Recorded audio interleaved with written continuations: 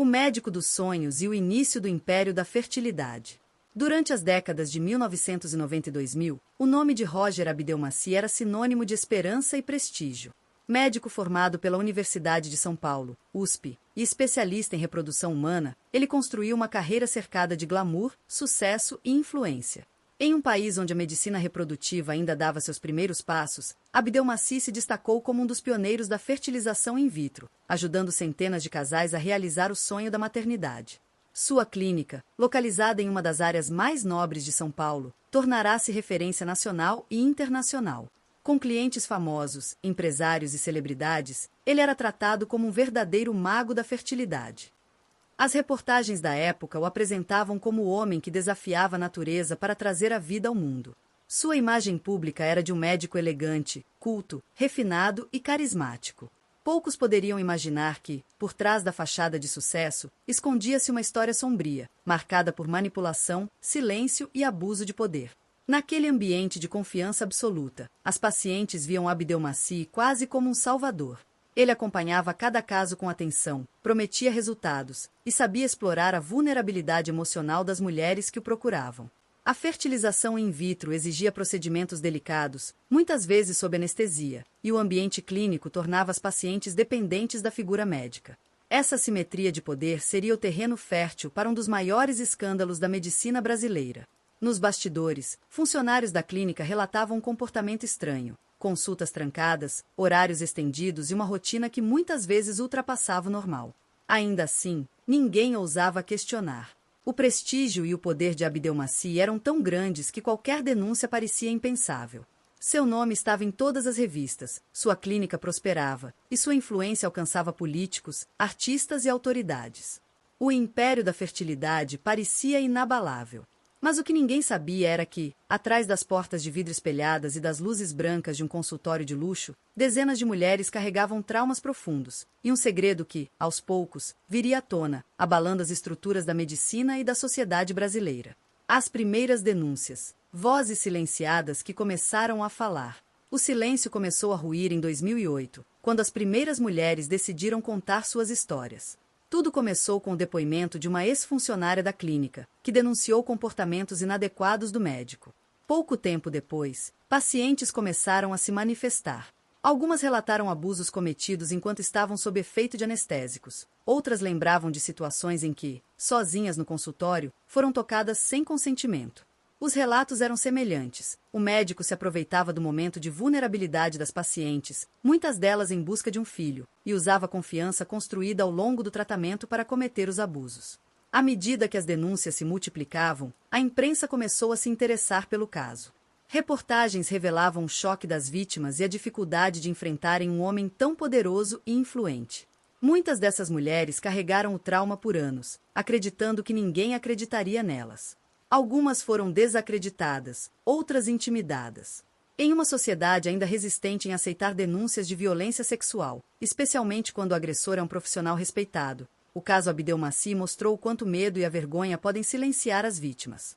As investigações da polícia confirmaram um padrão. A maioria dos abusos ocorria em situações nas quais o médico tinha controle total do ambiente. O uso de sedativos e a ausência de testemunhas dificultavam a prova material, mas o número de relatos consistentes começou a formar um mosaico claro de comportamento predatório. O caso ganhou contornos de escândalo nacional. Organizações feministas, conselhos de medicina e autoridades começaram a se posicionar. Em 2009, Abdelmaci teve sua prisão preventiva decretada, mas conseguiu um habeas corpus. Mesmo diante das acusações, ainda havia quem o defendesse. Pacientes satisfeitos, ex-funcionários leais e parte da elite médica. As denúncias, no entanto, eram irrefutáveis. Mais de 50 mulheres prestaram depoimento. Cada uma delas carregava uma lembrança dolorosa, o momento em que a confiança foi destruída e a esperança de ser mãe se transformou em pesadelo. O médico dos sonhos agora começava a revelar sua verdadeira face. O julgamento, da fama à queda definitiva. Em 2010, após um longo processo de investigação, Roger Abdelmaci foi oficialmente condenado. A juíza Kenarik Boujikian Philippe proferiu uma das sentenças mais emblemáticas da história recente da justiça brasileira: 278 anos de prisão por 52 estupros e 4 tentativas. O julgamento foi acompanhado por intensa cobertura da mídia. Cada detalhe era analisado, cada testemunho gerava novas manchetes. O Brasil assistia, estarrecido, à queda de um dos médicos mais famosos do país. A defesa tentou argumentar que não havia provas físicas dos abusos e que os relatos das vítimas eram inconsistentes, mas o padrão das denúncias, o contexto e a coerência dos depoimentos convenceram o tribunal. Durante o julgamento, várias mulheres relataram a mesma sensação: acordar parcialmente durante o procedimento, sentir toques estranhos, perceber o corpo violado enquanto ainda sob o efeito da sedação. Outras afirmavam que o médico as abraçava e beijava sem consentimento durante as consultas. Essas descrições repetitivas e perturbadoras formaram um retrato claro de abuso sistemático. A sentença marcou um divisor de águas na medicina brasileira. Pela primeira vez, um profissional de tamanha reputação foi condenado de forma tão severa por crimes sexuais. Abdel Maci, antes exaltado como exemplo de competência e sucesso, tornou-se símbolo de corrupção moral e abuso de poder. Mesmo após a condenação, ele recorreu, conseguiu habeas corpus e permaneceu em liberdade por algum tempo. Mas a pressão social aumentava. Programas de TV, jornais e revistas mostravam rostos e vozes das vítimas, muitas delas pela primeira vez. O silêncio que havia protegido Abdel Maci durante décadas finalmente se desfez. O Conselho Regional de Medicina de São Paulo cassou seu registro profissional em 2011. Seu nome foi definitivamente riscado da lista dos médicos ativos. A imagem pública do mago da fertilização foi substituída pela de um criminoso condenado. Era o fim do império e o início de uma longa jornada de fuga e perseguição. A fuga e a captura, o homem mais procurado do Brasil. Após a condenação, Abdel Maci desapareceu. Em 2011, antes que fosse preso, ele fugiu do país, dando início a uma das caçadas mais intensas da história policial recente. Durante 3 anos, o médico viveu foragido, mudando de identidade e usando documentos falsos. Sua fuga despertou indignação nacional e reforçou a sensação de impunidade das elites brasileiras. Enquanto as vítimas tentavam reconstruir suas vidas, o homem que destruiu tantas permanecia oculto. A Polícia Federal, com apoio da Interpol, iniciou uma operação internacional para localizá-lo. Havia suspeitas de que estivesse na América do Sul, especialmente no Paraguai. Em agosto de 2014, o mistério chegou ao fim. Roger Abdel Maci foi preso em Assunção, capital do Paraguai, em uma operação conjunta entre as polícias brasileira e paraguaia. Vivendo sob nome falso, ele aparentava estar tranquilo, levando uma vida discreta. Sua captura foi transmitida em rede nacional, e o retorno ao Brasil foi tratado como um momento de reparação para as vítimas. As imagens do médico algemado, escoltado e abatido contrastavam com as de anos anteriores, quando era capa de revistas e símbolo de sucesso. A sociedade brasileira, cansada de ver crimes de colarinho branco ficarem impunes, viu na prisão de Abdel Maci um marco simbólico. Sua extradição e posterior encarceramento mostraram que, mesmo os poderosos, podem ser responsabilizados. O caso serviu de exemplo e incentivo para outras mulheres denunciarem abusos cometidos por profissionais de saúde. Pela primeira vez, um tema tão delicado, o abuso dentro da medicina, era tratado com a gravidade que merecia. O homem mais procurado do país agora enfrentava a realidade, uma cela, o silêncio e o peso de seus próprios atos. A execução da pena, prisão, benefícios e controvérsias. Apesar da condenação de 278 anos, a legislação brasileira impõe um limite de 30 anos de cumprimento efetivo de pena. Abdel Maci iniciou seu cumprimento em regime fechado, mas logo surgiram pedidos de transferência e benefícios. A defesa alegava problemas de saúde, e o médico passou a receber tratamento especial em algumas fases de sua detenção. Em 2017, uma decisão judicial o colocou em prisão domiciliar, sob o argumento de que seu estado de saúde era grave. A decisão gerou indignação pública e protestos de movimentos de mulheres. O sentimento geral era de revolta. Um homem condenado por dezenas de estupros voltava a cumprir pena em casa, enquanto suas vítimas seguiam com traumas irreparáveis.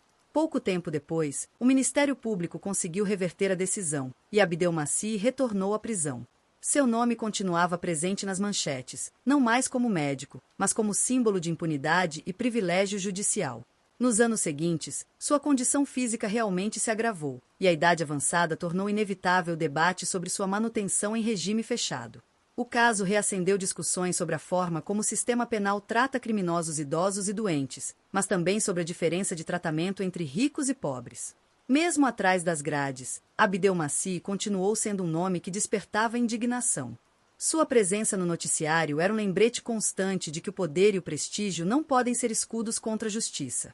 As marcas de um caso que mudou o Brasil. O caso Roger Abdelmaci ultrapassou os limites de um processo criminal. Ele se transformou em um símbolo social, um alerta sobre a vulnerabilidade das mulheres e os riscos do poder absoluto. Sua história expôs as falhas institucionais da medicina, da justiça e da sociedade brasileira. As vítimas, que tiveram coragem de falar, abriram caminho para outras denúncias. O movimento #MeToo, que ganharia força mundial alguns anos depois, já encontrava ecos no Brasil através de casos como o dele. As histórias de abuso em clínicas, hospitais e consultórios passaram a ser levadas mais a sério. A cassação definitiva do registro médico e a condenação pública de Abdelmaci foram passos importantes, mas as cicatrizes deixadas pelo caso permanecem. As mulheres abusadas enfrentaram longos anos de terapia, vergonha e dor. Algumas jamais conseguiram superar o trauma. O caso também influenciou debates sobre a ética médica, os protocolos de segurança em clínicas e a necessidade de presença constante de enfermeiros e assistentes durante procedimentos de sedação.